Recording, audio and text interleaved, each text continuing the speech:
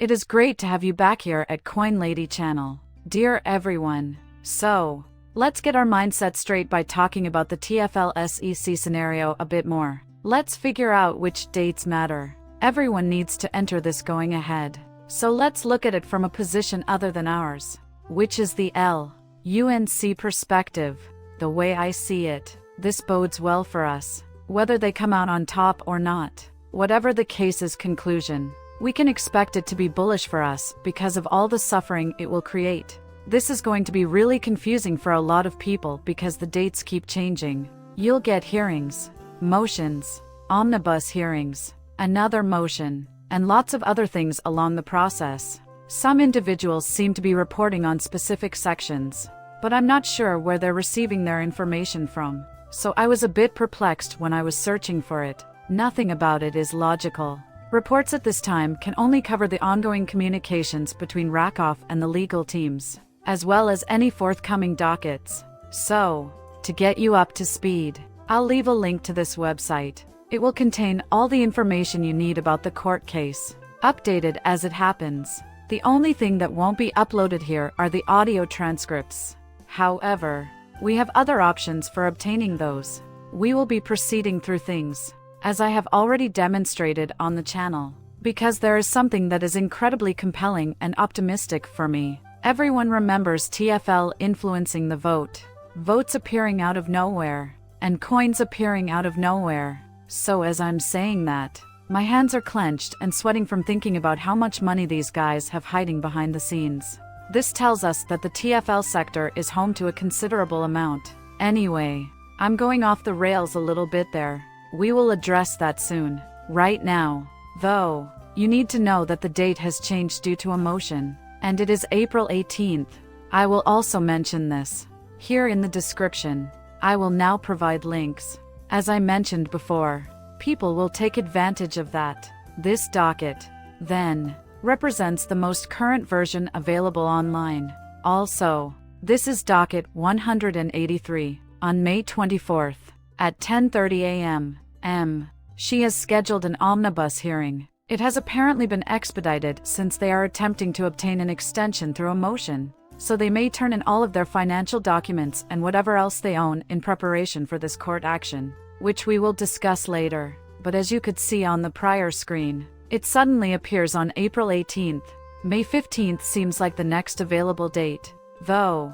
However, the outcome will depend on the current situation and any new dockets that may arise in the interim. To reiterate, I believe that this entire hearing will reveal many intriguing details.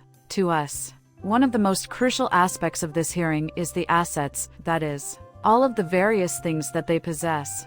This is a notice of motion and hearing, and it's another available docket, as I mentioned before. Additionally, the debtor is requesting an order to further extend the deadline for filing financial statements, schedules of assets and liabilities, and other related documents. Our focus is squarely on this. The next step is to get this approved and move things forward a bit. I think it's great that they're finally putting all of their frogs in their proper places. And as I mentioned before, this court case is going to yield far more information than anyone could ever imagine. We will likely uncover all the truths. Additionally, the Genesis Ledger books will eventually be updated, and the wallet address will be removed. I didn't mean down to the minute with our money flow tool. Once that happens, someone like me can go off and utilize it to figure out who triggered the disaster. It was as if I were making a full motion and then having it approved. Accordingly, the motion was approved, and the following terms are now in effect. The deputy has until May 6, 2024, to file its schedules, statements, and initial 2015 report. This does not affect the debit's ability to request additional extensions of the same dates. So, it's important for everyone to know that these dates might simply be advanced. There will be a plethora of changes, so all we can do is keep an eye on it and provide updates as often as possible. Alright, let's take a look at this from both our and an XRP point of view simultaneously. We justify this by noting that our blockchain is receiving a large community pool and an even larger pool of Oracle incentives. We would depend heavily on the community rewards pool if we were in a TFL situation. Unfortunately, the Oracle rewards pool is inaccessible. Anyone could potentially disrupt the entire chain if they tried to tap into that. Now consider XRP in comparison to SEC. They've recently levied a $2 billion fine on them, despite the fact that they're insolvent. Gary is aware that this will have a negative impact on the XRP blockchain, so it's worth taking a look at what they've been through. Think about TFL from their point of view for a second. How are they going to pay for all these legal fees? Yeah, it's a real question. Everyone should look at their community pool.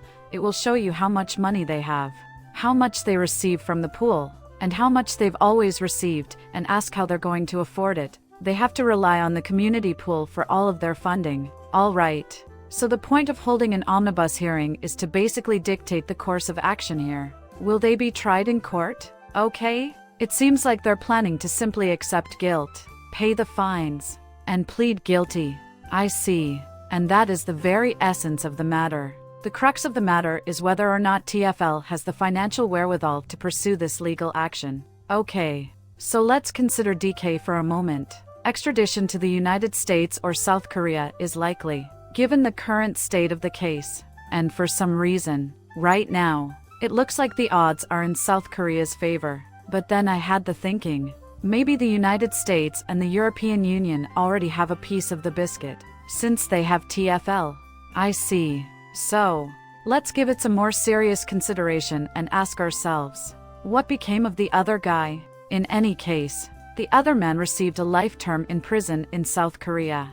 That being said, DK will not be returning home to his family, regardless of whether he travels through the US or South Korea. Instead, he will be confined to a 5x5 cell, forced to sleep in cardboard underwear, and assuredly not having a very cash money experience. What this involves is very unclear to us. What we do know, though, is that he will not be returning. It is now up to TFL to see that this is advanced. If you can decipher and portray the current events, there is a lot of bullish news to be found here. As I mentioned earlier, now I'll drop everything in the description and leave links to all of these court cases and critical material I've gone through here. But as I mentioned at the start of this video, here is the place to go for all the information you could possibly need regarding the court case, including every single docket and document that will be filed in the future. Plus, they keep these items up to date. If someone wants to hire a chicken to lay eggs during the court case,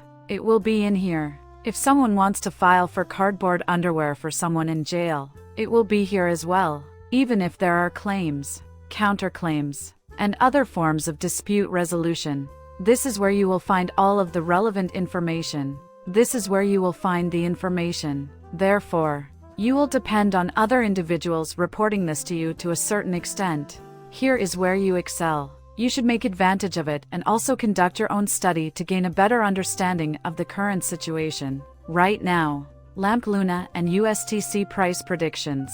A lot of people are wondering about USTC, and it's currently a very murky issue. However, I believe that many individuals have already decided to wean themselves off of cash. So, without getting too bogged down in the details of a potential repack, I would say it has placed your STC in a somewhat difficult position. Even if it's in a dangerous area, UNC and Luna will be able to move it. The current actions of those two factors, namely the relationship between the lunar price and the currency price, will determine whether it rises or falls. You can bet that costs will go up the moment word gets out that DK is planning a trip. Look at the SEC XRP court case. The day it all started to land and become a real reality, the price, and then look at our sector and say to ourselves, well, we're defying. That's a completely different sector. If there are any bogus claims that he's free and the price will go upwards, then fine. But what everyone needs to know is how volatile this whole thing is. Consequently, there are a myriad of factors to consider as you attempt to make your way through this, all of which are subject to constant change. It's as if this thing is constantly evolving. It will twist and twirl, evolving. But in the end, as I've mentioned before, this is simply bullish for us. We'll learn all we need to know going forward. Plus, it will probably make our industry much more open and honest. What we need at this moment is openness. The fact that anonymous developers are important to the crypto industry only adds fuel to the fire. Furthermore, that is not true. I've explored a lot of blockchains and found that nearly all of them use some form of Know Your Customer (KYC) process. Have an audit, a gold audit, or a certificate proving that the person presenting the audit is who they claim to be. Therefore, going forward, I believe that transparency is very crucial.